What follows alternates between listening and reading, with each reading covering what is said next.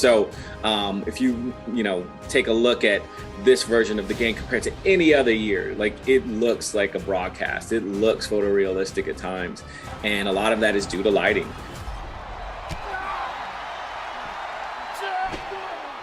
And before I forget, there was also a ton of new and improved championships as well. And one of my personal favorites, mainly because it's the team I work with most closely, is the environments team. There are over 55 playable arenas, and we also have virtual crowd boards in the game as well. So you might see some familiar faces. Oh, yeah. Not my ugly mug.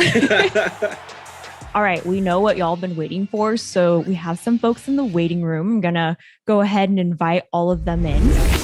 So, y'all, we're so excited today because y'all know who we got. Please welcome the gameplay leadership team, principal designer Jason Vandiver, senior designer Derek Donahue, and senior producer Jonathan Rivera. Y'all, this is extremely exciting, and thank you so much for joining us for the first episode of Ringside Report. Okay, so I don't want to linger any longer because folks have been asking for gameplay for a very, very long time. Without further ado, the moment y'all been waiting for, we are going to show you a 1v1 match between Rey Mysterio and Damian Priest. So let's roll the footage.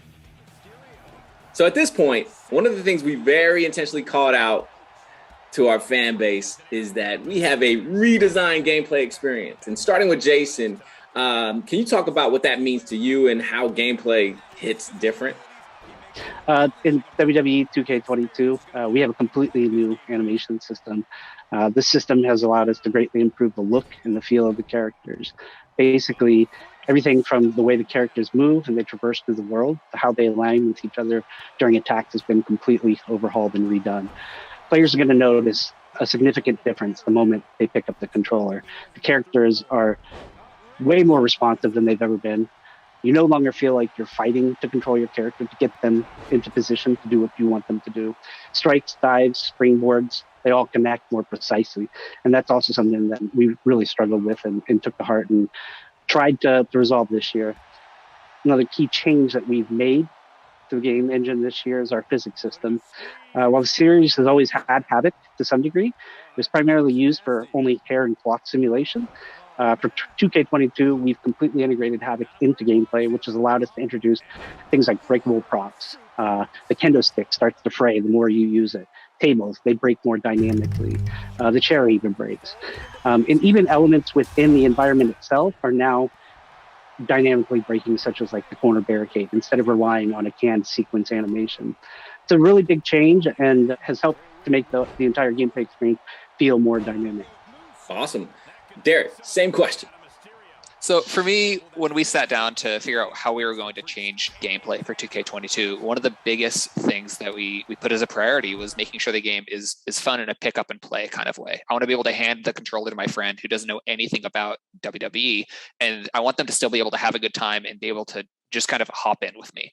So we made sure that with our controls redesign, all of the core actions are something you can discover just by button mashing. You should be able to basically play through a match without having known anything beforehand.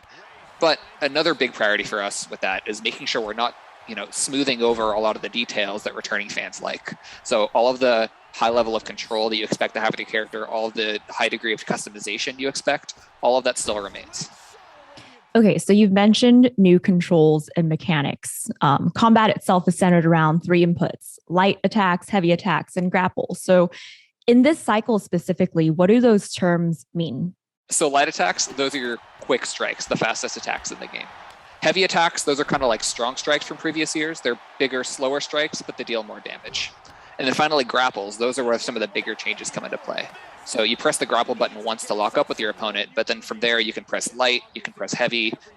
Those will do your light and heavy grapples, but there's all sorts of other options. Irish whips, drag, carry, all of those things come from the grapple state. So once you grapple your opponent, you have a lot of possibilities opened up to you. Okay, and I want to toss this over to Jonathan too. So opening up these possibilities, can you talk about some of the combo options that players can dive into? Yeah, sure. I love how simple and engaging our new dynamic combo system feels. I don't need to memorize every superstar's moveset, but instead I practice the timing of my inputs in order to execute combos. Light attacks allow me to branch into a combo. And when I learn that light, heavy grab executes that move, I can take that and apply it to anybody I play with. I love the exploration that our game provides to encourage the user to play with many different superstars and then choose whichever one is better suited for them. And if you don't like the combos that we assign, we also support customizing combos. I'm personally really excited to see what cool combos our community creates. Okay, very quickly, I want to take it back to one point that Derek touched on earlier, which was about the accessibility of this game and being able to just pick it up and play. And I want to call this out mainly because I myself am a much newer player to WWE 2K. So for me, picking up and playing has been the whole experience. The controls are super easy to learn. And while my own habits fall back on button mashing the controller, even though we have that, I enjoy having to be very strategic and intentional about how I'm approaching this game, especially when it comes to the timing of things like reversals or finishers. So I can definitely attest to, hey, if you're feeling intimidated by this, please don't. Pick it up, try it out. You'll have such a blast.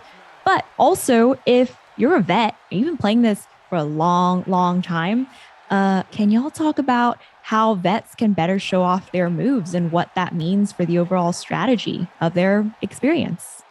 So a lot of the strategy for our game comes with the new defensive options that we've added this year. So one of the biggest examples is breakers. Instead of reversals being the only tool for countering your opponent's attacks, grapples and combos actually don't use reversals. Instead, you counter them with a breaker. So when you're doing a grapple or a combo on your opponent, they can counter that attack by pressing the same light, heavy, or grapple input against you. So those moves are countered with breakers. Everything else is countered with a reversal. So knowing what kind of attack you expect your opponent to perform can already prime you to know how you want to counter it. So there's already a mind game with that level. Then you have blocking, which is all new. If you hold down the reversal button, you enter a blocking stance, and that lets you withstand light, heavy, and running attacks. And then you can counterattack faster than your opponent can after blocking. You can also dodge with the right bumper. So you can kind of choose a direction and get out of the way really quickly if you time your dodge correctly, but it's higher risk than a block. And then when you're on the ground, you also can button mash to get up faster, or you can press right bumper to do a quick get up at the cost of some resource. So when you have all of those defensive options available to you, it makes when you're on defense, it's a lot more strategic, but also when you're on offense, you have to be careful with how you want to attack your opponent so that they don't counter you. So our community has been speculating about the HUD and guessing what, these little glowing meters mean and all this stuff. Mm-hmm. Jonathan, I'm going to let you be the first to break this down and break the news.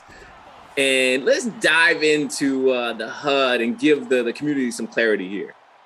So our goal was to create a HUD that strips down all unnecessary aspects and simply gives the user the information that they need without distracting the user from the in-game action. So at the very top, you'll have the vitality meter, and this is basically your health bar. Below that, you'll find a special meter, which is a resource you want to spend to perform signatures, paybacks, or defensive actions. Finally, at the bottom is your finisher meter, where you can store up to 3 stocks. So there's one thing that's missing that I think a lot of people are like, where's the reverse stock? Mm-hmm. Can you talk a little bit more about the changes we made there? Yeah, sure. Yeah, obviously the biggest change that we made was removing the reversal stock from the HUD. We felt that 2K20's matches came down to how the users manage their reversal stock. We wanted to bring a bit more skill to a match by giving the users unlimited reversals, but making them a little bit more difficult to execute. In our internal matches with 2K22, we get wild swings and back and forth and a bunch of oh-so-close moments that we really feel make the match memorable. And in addition to that, we added a new stun meter that shows up on the characters when it's close to being filled. So we're really excited to show off our new HUD and for our users to play with all of the new additions and our streamlined approach. Cool. One of the things that, at the end of the match where I'm in previous years or, iterations, once you basically knew once your opponent didn't have any reversal stock, all you had to do was hit your Sega finisher, match was over. That's not the case anymore, right? Like someone can just pull out like a reversal and this back and forth.